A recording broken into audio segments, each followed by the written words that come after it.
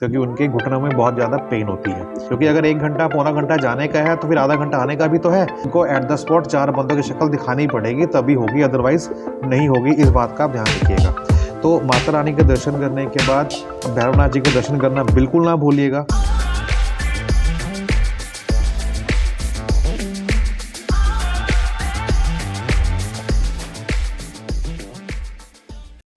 भक्तों, जय माता दी। बता दूं आपको, भैरव मंदिर जब हम जाते हैं माता रानी के दर्शन करने के बाद, वहाँ पे जाना क्यों है ज़रूरी, वहाँ पे किस तरह जाया जाए, पैदल जाएं, रोपवे से जाएं या फिर पोनी करें, कितना रास्ता किलोमीटर में है और कितना समय लगेगा, क्या अवस्थाएं हैं वहाँ पे और क्या क्या सुविधाएं हैं और किन चीज़ से बचना चाहिए हमारे को, ये सब आपको कवर करने वाला हूँ आज एक ही वीडियो के अंदर। क्योंकि श्रद्धालु बहुत से जाते हैं माता रानी के दर्शन करने के लिए, बट वो बिना भैरव मंदिर दर्शन के वापस आ जाते हैं। और अक्सर देखा गया है कि जो ऐसा करते हैं, शॉर्टकट मारते हैं, चाहे वो टाइम की वजह से हो, चाहे वो किसी भी कारण से हो, बता दो उनकी यात्रा सफल नहीं होती, क्योंकि ये वहाँ पर वरदान है। उसके पीछे की कहानी क्या है, चलिए आपको बताता हूँ।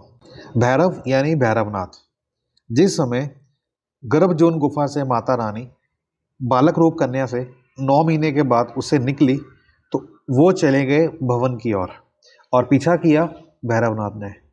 भैरवनाथ चाहता था कि मुझे मोक्ष की प्राप्ति होनी है और मुझे माता से ही मोक्ष की प्राप्ति लेनी है, तो उनका पीछा करता गया करता गया करता गया। ये तब हुआ जब माता वैष्णो देवी ने काली का रूप धारण किया हुआ था और भैरव का सिर काट दिया, और अंत में उन्हें अपने असली रूप का एहसास हुआ और उन्होंने क्षमा याचना मांगी कि हे माँ, मुझे क्षमा करो, मुझसे बहुत बड़ी भूल हुई है, मैं अपने अंतिम क्षणों में आपसे माफ़ी मांगता हूँ। देवी जानती थी कि उन पर हमला करने का भैरव का जो मुख्य उद्देश्य था वो अपनी मुक्ति को प्राप्त करना था। उन्होंने ना केवल भैरव को पुनर्जन्म के चक्र से मुक्ति प्रदान की, बल्कि उन्हें एक वरदान भी दिया, जिसके तहत हर एक भक्त को वैष्णो देवी की तीर्थ यात्रा पूरी करने के लिए पवित्र गुफा के पास जो कि मंदिर बना है बाबा भैरवनाथ जी का, वहां भी जाना होगा। अगर दर्शन नहीं करेंगे उनके, तो यात्रा को पूर्ण माना नहीं जाएगा। बता दूं आपको, जब माता ने त्रिशूल चलाया, उनका जो सिर था वो जाके 2.5 किलोमीटर ऊपर भवन से वो और जला गया। तो जो भवन से जो उनका मंदिर है बाबा भैरवनाथ जी का, वो तकरीबन 2.5 किलोमीटर ऊपर दूसरी पहाड़ी पर है, और वो जो कि हाई एल्टीट्यूड के ऊपर है। तो वहाँ पे जाने के रास्ते जो हैं वो 3 हैं। एक है पैदल मार्ग, एक है हाल ही के अंदर बनाया गया रोपवे मार्ग, और पहला पोनी मार्ग। अगर कोई यात्रा करना चाहता है उस 2.5 किलोमीटर की, तो उसके लिए उसको देने होते हैं 400 से 450 रुपये घोड़े के एक तरफा, ठीक है। लेकिन ये बहुत ज़्यादा है। अगर हम जो बंदा फिट है और फाइन है, बता दूं आपको, क्योंकि हाई एल्टीट्यूड है, चढ़ाई बहुत कठिन है, तो नॉर्मल स्पीड से चलते हैं अगर जो थोड़ा फिट एंड फाइन बंदा है, तो it will take nearly 1 hour maximum. पौने घंटे में, 1 घंटे में बंदा पहुंच जाता है। लेकिन मैंने ऐसे भी लोग देखे, यात्री देखे हैं, जो कि तकरीबन 1 से 2 घंटे में पहुंचते हैं और बहुत रुक रुक के जाते हैं, क्योंकि उनके घुटनों में बहुत ज़्यादा पेन होती है, ठीक है। अगर आप रोज़ चलते हैं और रोज़ का आपका वॉक है 2 से 2.5 किलोमीटर का, तो आप बड़े आराम से घंटे सवा घंटे में पहुंच जाएंगे। अदरवाइज़ आप घोड़ा भी कर सकते हैं, वो आपसे 400-450 रुपये लेगा भवन से और आपको वहाँ पे छोड़ देगा। लेकिन क्योंकि चढ़ाई बड़ी कठिन है, तो घोड़े से जो हमारा पीठ है ना, वो भी दर्द होनी शुरू हो जाती है, तो मैं रेकमेंड नहीं करूँगा। लेकिन हाल ही में बनाया गया रोपवे, जो कि चलता है भवन से लेके भैरव बाबा तक, उसका जो किराया है वो है 100 रुपया मात्र, आने जाने का, अप एंड डाउन। ये बजट में है, हर कोई अवेल करता है, इसको जा सकता है। लेकिन यहाँ पे प्रॉब्लम क्या होती है कि इसकी जो बुकिंग है ना, वो अभी ऑन द स्पॉट होती है वहाँ जाके। और यहाँ पे दिक्कत का सामना एक और करना पड़ता है, क्या कि अगर आप ग्रुप में 10 पर्सन है ना, तो ऐसा नहीं कि एक पर्सन खड़ा होगा वो 10 जाके ले आएगा, नहीं, आपके 10 के 10 को बंदे को वहाँ पे लाइन में शक्ल दिखानी होगी, क्योंकि एक को एक ही मिलती है। अगर एक 4 की डिमांड कर रहा है, तो उनको एट द स्पॉट 4 बंदों की शक्ल दिखानी पड़ेगी, तभी होगी, अदरवाइज नहीं होगी। इस बात का आप ध्यान रखिएगा। अब केबल कार से जाने का बेनिफिट क्या होता है कि वो 6 मिनट में ऊपर पहुंच जाती है।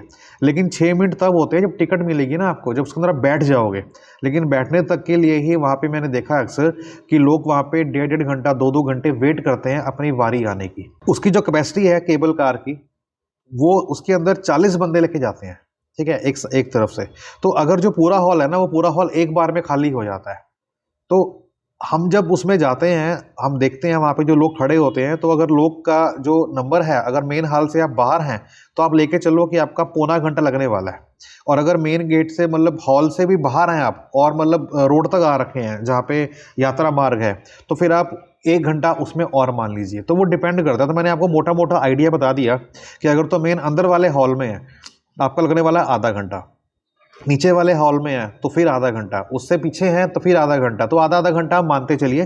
तो नॉर्मली क्या होता है कि 2 घंटे कर वहाँ पे आपको वेट करनी पड़ रही है और फिर आप जाएंगे केबल कार पे, तो मैं समझता हूँ फिर भी बेहतर है। क्यों? उसका कारण है। उसका कारण क्या है कि बहुत से लोग गलती करते हैं यहाँ पे कि यार नंबर 2 घंटे में आएगा, तब तक तो ऊपर पहुँच जाएंगे। अरे ऊपर तो पहुँच जाएंगे लेकिन नीचे भी तो आना है फिर आपको, क्योंकि अगर 1 घंटा पौना घंटा जाने का है तो फिर आधा घंटा आने का भी तो है और फिर पैरों पे जोर भी पड़ेगा। तो अगर आप 2 घंटे वहाँ पे वेट कर रहे हैं ट्रॉली के लिए तो आप 2 घंटे वेट कीजिए, उसके बाद दर्शन के लिए जाइए। क्योंकि जो दर्शन का समय लगता है वैष्णो देवी धाम दर्शन के लिए उनसे बहुत ज़्यादा कम समय लगता है। मतलब आप ये मान के चलो कि बस वहाँ पे लाइन में एंटर की और 5 मिनट में बाहर, सिंपल, कोई रश नहीं है। भीड़ दिखती है वहाँ पे, ठीक है, भीड़ होती भी है, बट लाइन कितनी भी बड़ी हो 5 मिनट में दर्शन करके वहाँ से मंदिर से आप बाहर आ जाएंगे।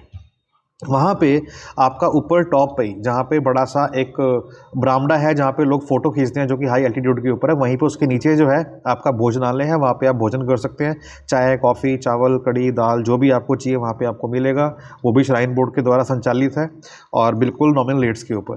तो ये सब करने के बाद आप दोबारा बजाय कि आप वाया हाथी मत्ता होकर नीचे उतरें, उससे अच्छा है कि उसी केबल कार से नीचे भवन की ओर दोबारा आ जाए, क्योंकि वो जो उतराई है ना नीचे जो जाती है वाया सांझी छत होके, वो आपका जो है 2.5 किलोमीटर बहुत नीचे आपको उतारेगा और जिसमें गोडे में आपके जो घुटने हैं ना वो दर्द होंगे। इससे बेहतर क्या है कि आप जो है नीचे केबल कार पे दोबारा आ जाइए और फिर वहाँ से जो छोटा रास्ता है, ठीक है, 5.5 किलोमीटर का, आप उसको पकड़िए ताकि आपके पैरों में दर्द भी ना हो। ऊपर जाते हुए आपको बता दूं, बाबा जी के मंदिर में आपका चढ़ता है सरसों का तेल, आपका चढ़ता है काला कपड़ा, वहाँ पे चलती है अगरबत्ती, ठीक है, ये आपका वहाँ पे चढ़ता है, इसको आप चढ़ाइएगा। बट मेक श्योर कि वहाँ पे आपको बचना है लंगूर से, क्योंकि वहाँ पे लंगूर बहुत हैं।